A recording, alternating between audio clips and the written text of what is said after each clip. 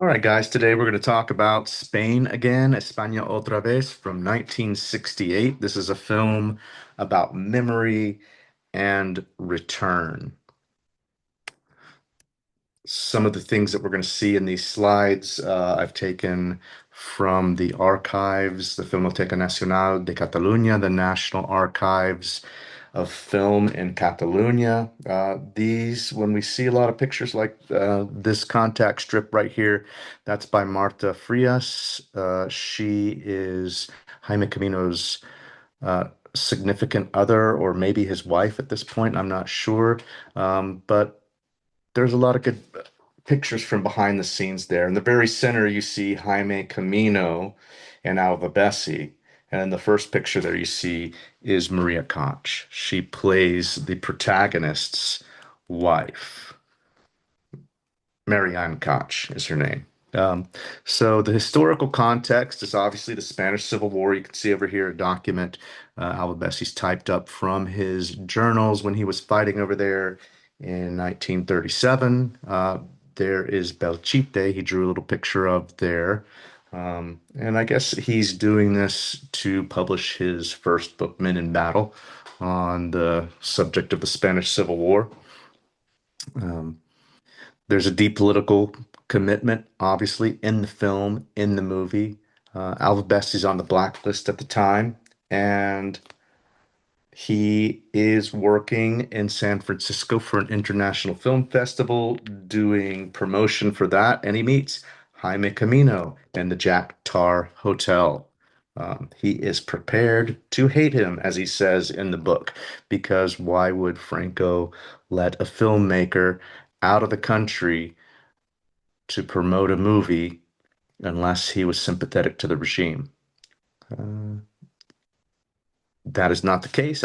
Bessie finds out about that he has a lot in common with Jaime Camino, he feels, and they get along well.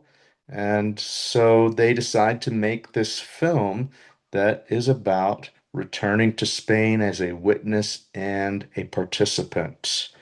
It is a film that addresses the historical memory of the Spanish Civil War.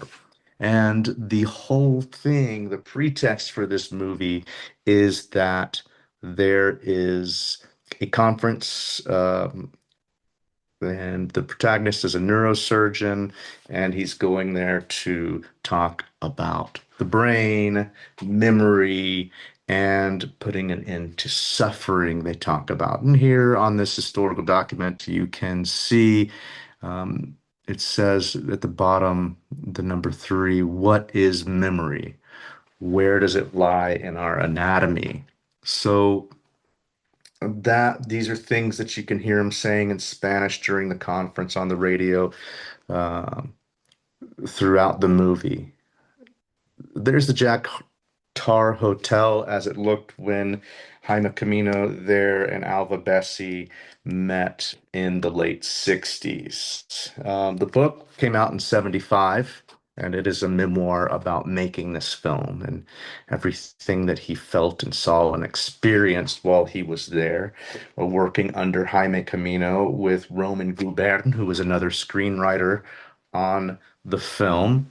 Um, and the protagonist, from what Alva's son, Dan, told me, was inspired by Norman Bethune, and Alva sent some information to Jaime Camino about Norman Bethune, who was a doctor in the Spanish Civil War. Um, it was filmed in Catalunya. You'll see all of the protagonists' flashbacks, and a lot of those um, are historical footage from the Spanish Civil War. And there's an important dialogue going on between the book and the film if you guys are ever interested in reading a little bit about the behind the scenes of what happened as they made this film. The book is autobiographical. It's got a deep anti-fascist commitment. And both the film and the book are pushing back against historical revisionism and erasure of the Republican cause. Now, the film does it more subtly because obviously it has to. This is still Franco's Spain. Um, and they bring it into the current day at the time. So both allude to the Cold War and some reinterpretations of the Spanish Civil War in that context. They mention Vietnam is mentioned. And they're taking a look back. So if we take a look at these documents, we can see, let's see, it's kind of hard to read, but if you take enough time, you can figure it out. Number 18 says Calle Sacerdote, I think. So on the street with the priests, there is a little conversation, they say, well, these things are never going to happen again. And this is the conversation. The priest says, well, what about Vietnam, right? These things are still happening today. Let's see. 13 says well, that's the scene with the telegram at the hotel. Dr. Foster thinks about writing to his wife, who is um, visiting a friend in Mallorca, but he doesn't respond to her telegraph. And then here is Dr. Norman Bethune with Mao. He left the Spanish Civil War to go help out with the Chinese cause, and that is where he died. And then here's another one of Martha Frias's pictures in Belchite, where they are filming Manuela Vargas. So the film is about memory and return. Um, it's thinly veiled. It's exploring the Spanish Civil War. I think maybe to the extent that they were able to do that with the censors during Francoism. Dr. Foster returns to Spain and he does not get clarity from his first trip back, and neither does Alva Bessie. There you can see him in the background. And Marianne Koch is his wife, and she's there in the beginning and there at the end, but she's not in the film a whole lot. Um, there's a lot of confusion on returning to Spain for the protagonist, Dr. Foster. Um, Time collapses. There's a lot of flashbacks. The roles are reversed between, him and the leading actress, who plays the mother who he had a relationship with during the war, and the daughter who is a flamenco dancer, there in Barcelona. His current life becomes kind of an irrelevant uh, backdrop to what is happening in the movie, where he's trying to, in many ways, go back in time and process what he experienced in the Spanish Civil War. And both the book and the film feel like they're from the 60s, times overlapping, roles are reversed. There's kind of a blurring between art and reality. It's very abstract. So in this big picture here, um, in the red on the far end of the screen here, we have Maria Vargas, and she's in this photo. She is here in an Almodovar movie called mm, The Flower of My Secret from the mid to late 90s. It's a pretty good film. She plays a flamenco dancer, and there you can see the poster behind her. Then there with Clint Eastwood, you see Marianne Koch. She was in A Fistful of Dollars. So this is not the only movie these folks have been in. And below you have the protagonist, Mark Stevens, who was in Objective Burma, where Alpha Bessie was nominated and did not win the Oscar for Best Original Story. He was waiting to be sentenced for contempt of Congress. and he was sentenced to a year in Texarkana federal prison for that. So they had had some interaction before, at least some overlap. I do not think that they knew each other when Objective Burma was made, but they do have some professional overlap there. And then here is Mark Stevens with Enrique El Cojo, who is the professional flamenco artist, and then Manuela Vargas. The film is made thanks to her. She is the lover of Manuel Fernandez Palacios, who is the producer. Um, and he tells Jaime Camino, you can make any film you want, just put Manuela Vargas in it.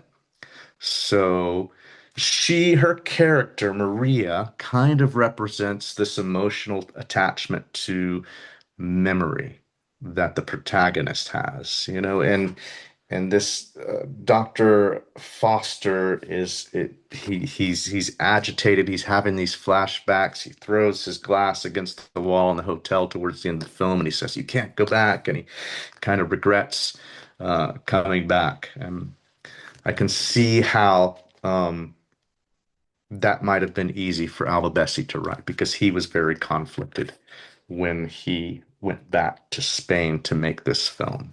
It reminds you, which a lot of things do these days, that history doesn't necessarily repeat itself, but it does rhyme. All right, well, here's Alva Bessie's book that came out in 75. This is the contract.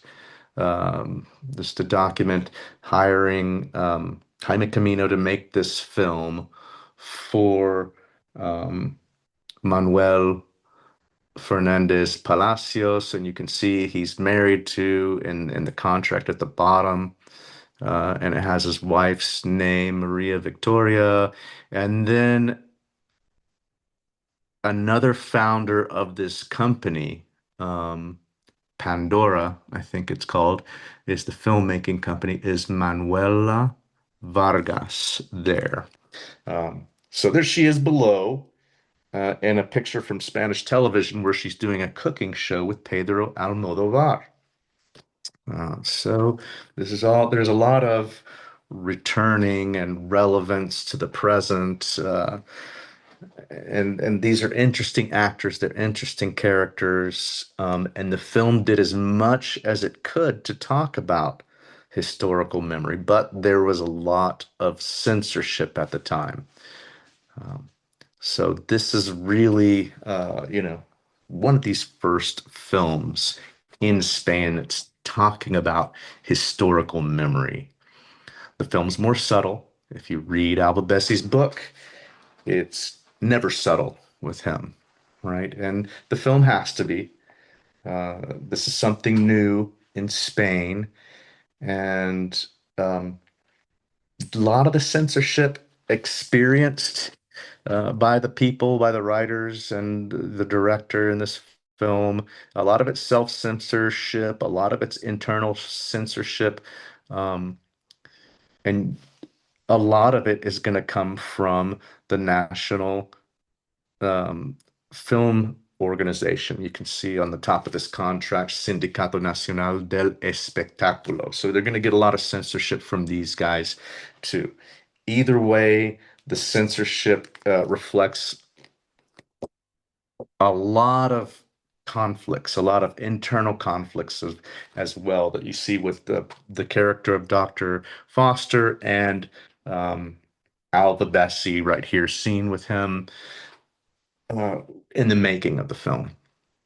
All right, and if we look here, one of these conflicts that Alva Bessie has is, he's got this friend who saved his life a few times named Aaron Lopoff.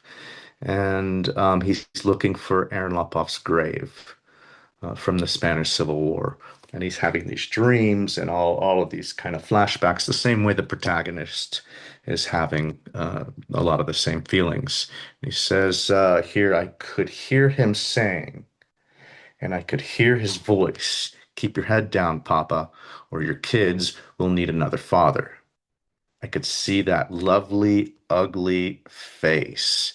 And that lovely, ugly face he's referring to is Aaron Lopoff, um, who saved his life repeatedly during the Spanish Civil War. Um, so the protagonists and Alva Bessie, they feel a lot of trauma about going back. It stirs up a lot of this stuff in their memory. Um, and it's pretty violent, right? And the violence, other than the historical newsreel footage that's used and in the reenactments where they use Manuela Vargas as her mother Maria, and then Dr. Foster there with her. It's kind of mixed in. There's not a lot of talk about violence. So Jaime Camino does a scene where they slaughter a pig in the countryside, which seems kind of out of place. It's sort of a montage that's happening between Dr. Foster and Maria.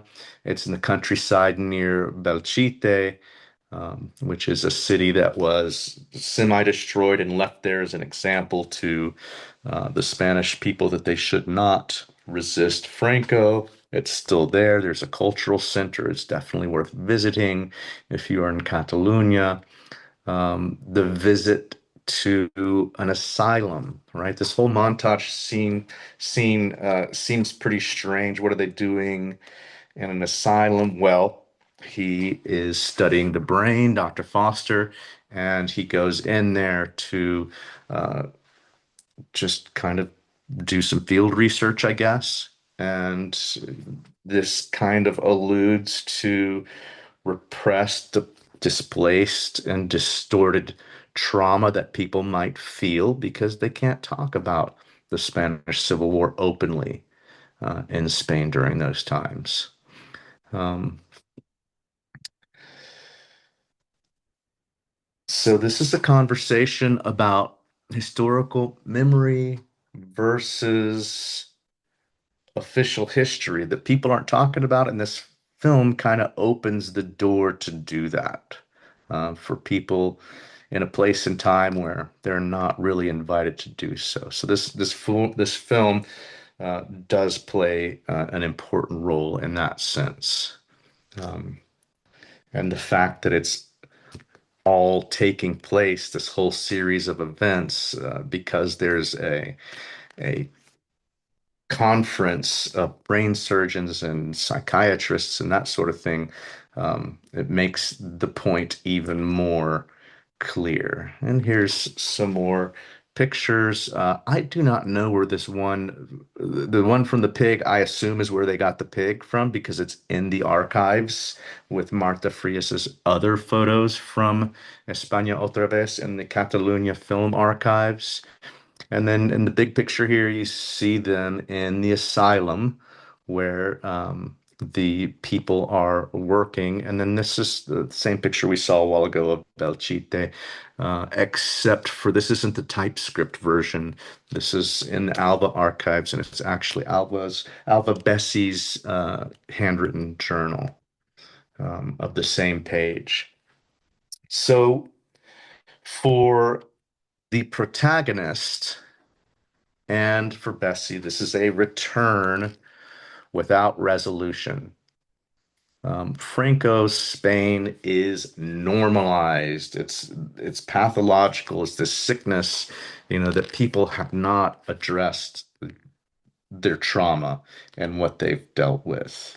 Um, let's see. They are, and this sort of silence about the Spanish Civil War is meant to give an appearance of stability and modernity because in 1946, Spain has been rejected to get into the UN because they're still seen as kind of backwards and they're still a fascist dictator, but they kind of toned down that sort of feeling internationally. By 1955, they're in the UN, and everything is kind of normalized.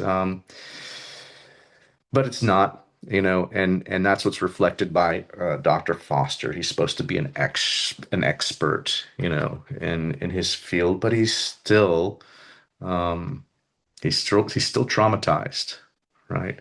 Um, he's not able to return to this um, situation that he was in before, and he feels like he's trying to, in his flashbacks, we see Maria, the mother, chasing the train as he leaves, and then, in the current day, when this film is taking place, then Maria, the daughter, is on the train, and David Foster is chasing after that train. He's chasing after this memory, this emotional attachment that he's got, represented by Maria. And then Enrique, there in this photo from Fotogramas magazine, is the one who causes them to misconnect. Presumably, he thinks that's best. Why not? And he just sits back and he kind of watches it happen. Um, but people, if you take time to read what people are saying, they're critical of the film. They don't think it goes far enough. They think it's doing the wrong thing. They say that this is not the way that Spanish cinema is going to make it into the international uh, movie scene. But it does go to Cannes. I'm not sure it's nominated for something there. I'm not sure if it wins something there, and it's submitted for an Oscar. Does not is not one of the ones picked. I think War and Peace from Russia wins that year or something. But anyway, the film ends. They're back at the airport. Um, Dr. Foster just makes the flight, and we hear this on the radio that in in the past few days, more or less, it's saying that neurosurgeons have gathered from all over the world, and they had a successful congress, and the mayor was there, and this is the line that you can hear in the background of the film there. So why is it relevant today? Spain again is relevant today because we are still dealing, struggling with the historical memory of the Spanish Civil War. And one way that they're doing that in Catalonia is something called the Alba Bessie program. And this is in no small part uh, due to this film and the book that Bessie writes about it. He's trying to find his friend, Aaron Lopov, and he does not. He wants to find his grave and he wants to find closure, and he does not get it. And here's a poem that he writes. It says down here it was for new masses. It looks like masses in mainstream from 53. He writes this poem it says, for my dead brother, Aaron Lopov. 1938, I think is what I see there. But today we're still seeing the rise of right-wing extremism, historical revisionism, and this film pushes back against it. And it's done such a good job that we have this Alva Bessie program going on today. And here we have our friend Sebastian at the inauguration of the Alva Bessie program. And there is Dan Bessie, Alva's son, talking at that event. And then in the top corner here, this is Ken Lopov, Aaron Lopov's nephew. Um, and he is at the cemetery where we believe that Aaron Lopov's remains have been found, decades after Alva Bessie was looking for them. And thanks in part to that initiative They are not digging those up because they're inside of a cemetery, so that mass grave is safe, but they do tend to dig up these graves that are in places that are less protected. We have, an example of historical revisionism here where Ronald Reagan back in 85 has made a speech where he says that he likes the spirit of the Abraham Lincoln Brigades, but that they were on the wrong side of history, which caused a pretty big stir back in the day when he made that. And then, I think after that he went to Germany to some place that memorialized some of the Nazi soldiers. So it was just a pretty unfortunate series of events where this guy is trying to um, do some historical revision, and we still see it today. So there's my contact information. If you guys are interested in seeing any of this material up close, you want the slides, you want some of these documents, you just have questions or comments, please let me know. I would love to hear from you guys. So thanks a lot for listening, and I hope you enjoyed the film. I'm looking forward very much to our conversation about it.